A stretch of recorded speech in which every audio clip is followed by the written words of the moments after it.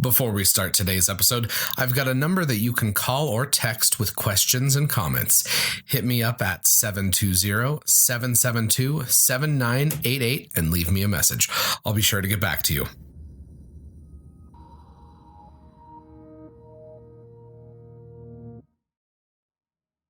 All right, lift off and the clock has started.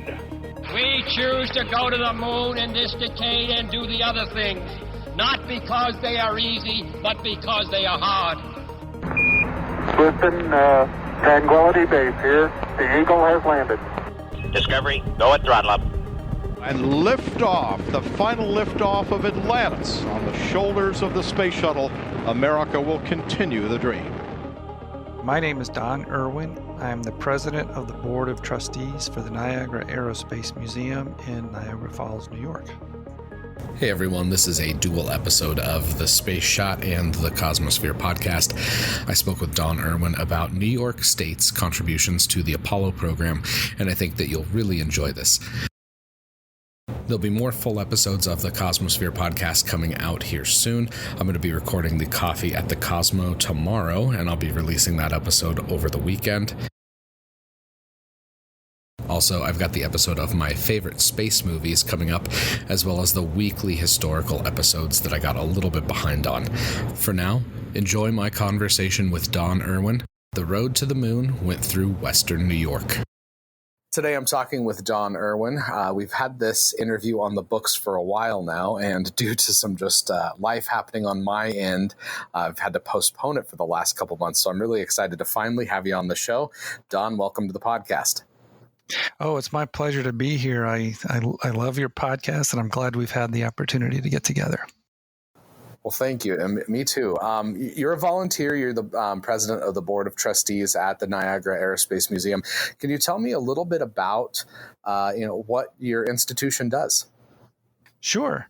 Yeah, we're a nonprofit, mostly all volunteer organization. We have about 20,000 square feet in the old Niagara Falls International Airport Terminal. So it's kind of nice. Oh, cool. Visitors can come into the museum, and it's nice big glass windows, and they can watch airplanes come and go. And we have Air National Guard on the other side with the fuel tankers on the other side. So they come and go, and occasionally there'll be interesting things like ospreys and whatnot flying in and out. So it's always something fun to see on the outside. But more importantly, the stuff on the inside is what we like to talk about. And what we do is highlight the contributions of the men and women of Western New York to aviation and aerospace.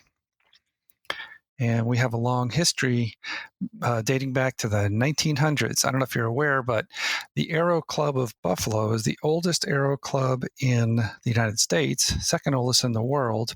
The members formed out of cycling, motor, and pigeon clubs back in the late 1800s, early 1900s. And as they got a certain group of them got really interested in aviation, the Aero Club was officially chartered with the state of New York in 1910. So that's been going on for well over 100 years. That's incredible. So there's a long history here.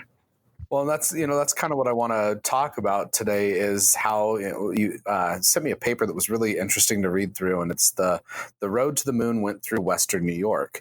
And contrary to what a lot of people believe, NASA has always relied on private contractors to help build and develop the systems that sent humans to the moon and that have sent robots to explore the distant reaches of our solar system.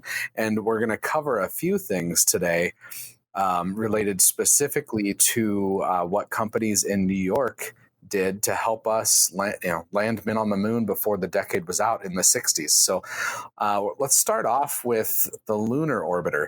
I remember reading this years ago, and when I was rereading the PDF last night, I kind of spurred that memory of like, oh man, this is such a cool technology.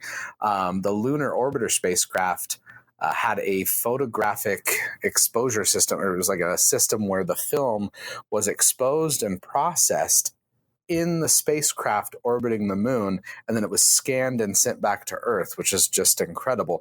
Can you talk a little bit about how Kodak developed that system and how they contributed to the program or to NASA's lunar program?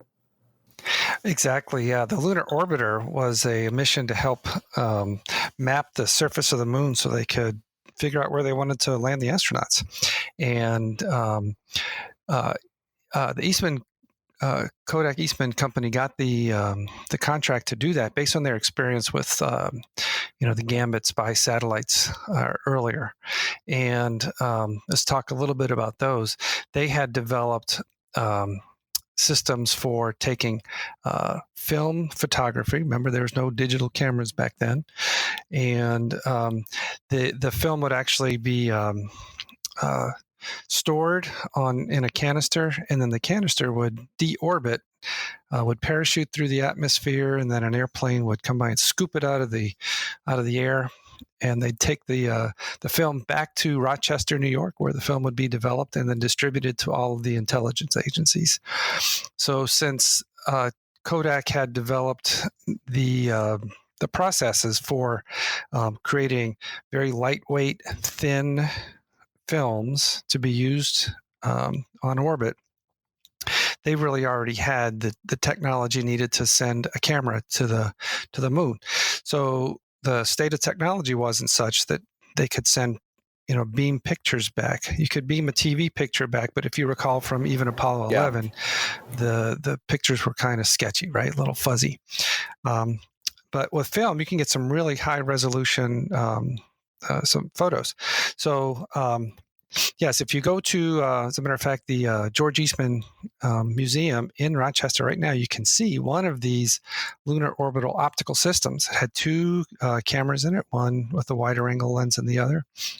But it had actually a roll of film in the optical system, and everybody knows there's the near side and the far side. There's also a dark side and a light side, depending on what phase of the month the moon is in. So when it was in the light side, it would take photos of potential places where they were going to land. It actually took photographs of the far side of the moon as well. So I think 80 or 90% of the moon was photographed. But when it was on the near side is the only time they could actually talk to it, right? So the optical system had a means by where it would actually just take normal photographs. It had a system for tracking the object they were looking at or the spot they were looking at. So it would kind of move as it went through the orbit, and then it would think of a computer buffer. Right? It would store this film on a set of spools that would get wider and wider and wider as it took more photographs. And then when they were on the far side of the moon and couldn't do anything, they would start spooling the stuff off through a processor where it would. It's not the same as the Polaroid film. But it's a similar sort of process. It's a dry photochemical process, and they would develop the film. And then when they came back around the near side, they would run the film through a scanner. It was a television camera, and it would scan line by line, up and down, turn all of those pixels, if you will, into dark and light spots, send those back down, and then they would recompile all those images, those electronic signals, back into images on the Earth. And they would transmit incredible. While they were on the near side, and then develop while they're on the far side, take pictures in the light, right? Amazing to think they did all this in the time when, there weren't a lot of access to a lot of computers, but they figured out how to do all of this. It's amazing. Well, the Lunar Orbiter spacecraft, they were instrumental in figuring out, like you said earlier, where we were going to be able to land on the moon. So having that technology developed, it's kind of, I guess it speaks to the dual use nature of a lot of space technology. Something that was originally used for espionage was able to be adapted for exploration, which is pretty incredible. Yeah, I think most aerospace companies are like that. They have developed one thing and then another need comes up, and their experience in developing the first one helps them participate in the development of the next thing.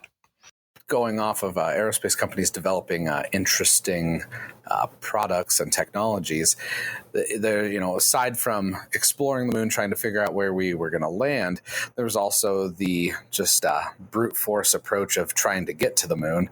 And the Saturn V, there, it was 3-stage rocket, and each stage had to be able to be controlled at launch. And there's another company in New York that built the thrust vector actuators. Could you tell us a little bit about that company? Sure. Moog is still here in Western New York, still actively developing and providing space hardware to all kinds of space companies for military and non-military uses. But back in Apollo days, it was called Moog Servo Controls, and they developed the hydraulic actuators for all 3 stages of the Saturn V rocket. And we all hear what are the specs? It was a 7 million pound rocket with 7.5 million pounds of thrust. It was just insane. Right. 6 million pounds of rocket with 7.5 million pounds of thrust.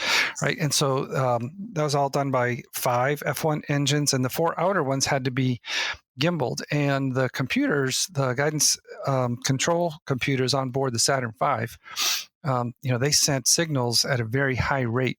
So Moog had to develop an actuator that would keep up with that rate, yet control these huge engines. And as we know, they all worked flawlessly. And they had that same technology on all 3 of the stages of the Saturn V. It's incredible to think too, the technology of the time coming up with a servo for a gimbaling system in the days where computers literally took up entire rooms, and then shrinking things down to be able to fly on a spacecraft and then control a rocket in real time is just a testament to the men and women that built these systems. So it's just incredible. Yeah, the engineering was just marvelous. It's amazing to look at the schematics of these things. When you see the cutaways, it's something that we mere mortals almost can't comprehend. Yeah, I've looked at enough engineering blueprints to last one lifetime. So, it's definitely, I have just an insane amount of respect for the people that can take these take these ideas, design them, build them, test them, and then ultimately fly them. It's remarkable. And speaking of flying, today is actually the 50th anniversary of Pete Conrad and Alan Bean lifting off from the moon during their Apollo 12 mission. And that kind of dovetails perfectly with the next 2 things I want to talk about, which were the training vehicles, the LLRV and the LLTV, and also the Lunar Module ascent engine, which was a critical piece of hardware for getting home after you went to the moon. Let's start off with the LLRV and the LLTV, the training, the research vehicle and the training vehicle. Can you talk about Bell Aerospace's contributions to those just bizarre-looking flying machines? Sure. Yeah. Bell had actually suggested and put in a proposal for the LLRV and the research vehicle, the R in research vehicle. They still really didn't know all of the characteristics of what it was going to take to land on the moon. And so the vehicle was there not to see what the astronauts needed to do, but really to understand the characteristics. So you and your listeners may know that the lunar lander research vehicle and the training vehicle had this jet engine on a gimbal mounted in the center of it. And it could, when they powered it up, it could be, more than 1 G, so it would go up. It could be neutral, so it would just hover, but then they would set it to 1/6 G, so it would fall at the same rate something would fall on the moon. And then they had all the control systems that would simulate what it would take to slow them down. As you know, there's the rate of descent switch that all the commanders used, and they had that in the vehicle. And then they had the little thrusters on the side that would pitch, roll, and yaw. And all the time that the centrally located jet engine was on a gimbal. It could be locked in position to when they wanted to go straight up, and they would unlock it and it would gimbal so that the vehicle itself could pitch and roll and fly like they would have to fly the lunar module. But it was used for researching and developing the landing profiles, because they really didn't know what it was going to be like to land on the moon. So that's what the research part of the lunar landing research vehicle is all about. They came to realize that it would also make a great training vehicle. So they actually shipped the two LLRVs from Edwards out to Ellington Field in Houston, so that they could start training on them. And they then had a contract to build the LLTVs, and the training vehicles looked more like the inside of the LEM. So it had the controls that were more like what they would see in the LEM. And all of the astronauts who flew the LLTV and the LLRV said that it made their job in landing on the moon much, much better. They probably couldn't have done it without it. Well, just the technology behind these two as training craft, and the LLRV as well. It was one of the first, I think it was the first fly-by-wire system on any type of flying vehicle, which is just incredible to think about. And being able to take something, fly it up, and then simulate a lunar landing, and have that just be as simple as a system as it was, even though it wasn't a simple system, but just it was an incredibly elegant solution, even though it looks a little weird, to the problem of trying to figure out how to train astronauts to do something that had never been done before. And they weren't without their safety challenges either. No, it was a complex vehicle trying to do a complex things.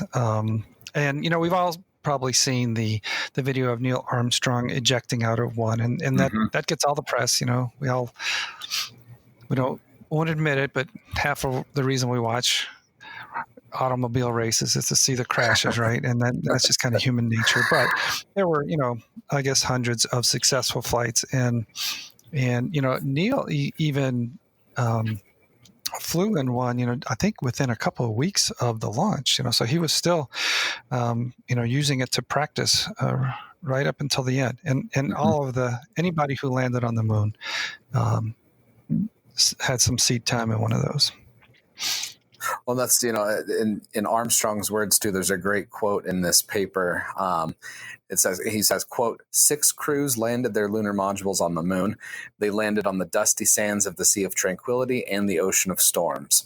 They landed in the lunar highlands at Frau Muro and on the Cayley Plains, which is just incredible because, literally it was all of these. And to continue, quote, during no flight did pilots come close to sticking a landing pad in a crater or tipping the craft over. That success is due in no small measure to the experience and confidence gained in the defining research studies and in the pilot experience and training provided by the LLRV and LLTV, which is about as glowing of an endorsement as you can get from the first man. Yeah, doesn't get any better. Yeah. Doesn't get any better than that. And even in that statement, he talks about, there was the research component of it as well as the training component of it. So it really helped them figure out how to program those landing computers and define the landing profile. Yeah, I love the little follow-up to that was John Young's words was just like flying the LLTV, piece of cake, which is a great. True. You can find a YouTube on that one. That is too good. Yeah, you can find a YouTube on that and watch that. It's really fun to watch. Yeah, I'll be sure to include that in the show notes because that is just a classic understatement. So, next up, this is after the training, the astronauts would get to the moon, and at some point they had to come home. I don't think all the crews necessarily wanted to come home right away. I'm sure they would have loved to hang out a little bit longer on the lunar surface, but there was a very special engine that was developed by Bell that sent the astronauts back up to rendezvous with the Command and Service Module. Can you talk a little bit about the Lunar Module ascent engine? Yeah, the ascent engine was a pretty special thing. There was no backup for it, right? If you think about the landing phase of the lunar descent, so as they were coming down, if something were to happen, the ascent engine could be a backup for the descent engine should anything happen. They could get out of there. Once they're on the surface of the moon, though, there was no backup. When they pressed the button, it had to go or they were never leaving. And so in all engineering principles, what do you want to do? You want to keep it simple, right? So many rocket engines that we're familiar with have, sophisticated plumbing to keep the thrust chamber cool and all that stuff. But they opted to keep it simple. Ablative surfaces. It only had to fire, maximum 8 minutes. It didn't have to be throttleable. So they kept the performance requirements very, very simple. And Bell got this contract again because of some earlier work they had done on perfecting, simple rocket engines for the Air Force. And so their experience there allowed them to go into this. And so it had to work. It worked every time. It was a nice, elegant design. It didn't have to be as powerful as all the other engines, right? Because it was interacting with the moon's gravity, not the Earth's gravity. So when you see how small this thing is, and we actually have 2 of these engines in our museum, and it's one of our most fun pieces of equipment to show to people. The people who are old enough, like me, to remember watching these things live. It's amazing to look at a picture of the lunar module after it's coming back up, and you see the white bell sticking out of the bottom, and there right in front of you is a white bell. It's a really good experience for our visitors, but also for younger folks who may not have experienced it, or the real young kids who've this is all new to them. And you ask them, can you imagine sitting on top of this, and it has to work the first time to come home, and you can see their eyes widen and whatnot. But there were a lot of redundant systems built into there. It's got the typical parallel serial valve configuration that many rocket engines have, and it's that's one thing that's really fun to point out to kids. When you explain how all that works, and sometimes you can just see that little spark go off, and you say to yourself, there's a future engineer. Got one, It's really neat. So even though the accomplishments of we're done is just incredible, got us to the moon, got us off of the moon, these artifacts still live on to inspire people today, either in their memories or imagining how they too can be involved in developing equipment like that. Exactly. Well, and it's definitely a treat to see younger kids, little kids, looking at artifacts like this, and then when they find out what something was for, and just seeing their eyes light up, it's pretty cool. They've got a here at the Cosmosphere. There's a mock-up of the lunar module, and you were saying earlier, the astronauts were literally sitting on top of the engine. That is no joke. With where the ascent engine was inside the lunar positioned on the lunar module, they were literally riding right by a rocket engine. They weren't just on top of it. It was pretty much right there. So seeing that rocket engine and knowing that it was that close to them is just, if something went wrong, it had to work every time. Otherwise, it would have been a very bad day for them. Yeah, and can you imagine? We watch a Saturn V launch, right? And it's a big thing. The whole world's there. Yeah. There's everybody's monitoring systems. Of course, the 3 astronauts are out there all by themselves, but it's all automated, and they're connected to the Earth. They're connected to the ground, and if something goes wrong, they can wait and fix it. Now think about a launch. Yeah. Now think about, their launch off the moon. They're by themselves. they've got to do it all. All the systems had to be built in, all the tests automated, everything had to be there. Just a true testament to the thought, the engineering, and the testing that went into all that, so that, two guys on the moon by themselves could launch a spacecraft.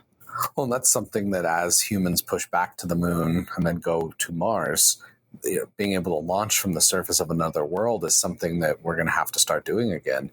And it's kind of easy to give NASA or give companies a hard time for being behind on timelines sometimes, but these systems have to work. Otherwise, we could get astronauts going out somewhere and then not having an engine restart or not having something function as it should. We could, skip a couple months here, try to accelerate a timeline. But in the grand scheme of things, what's another couple months when, if something does go wrong, those astronauts could be stuck somewhere. So I think, taking your time getting it right the first time is definitely the way to go.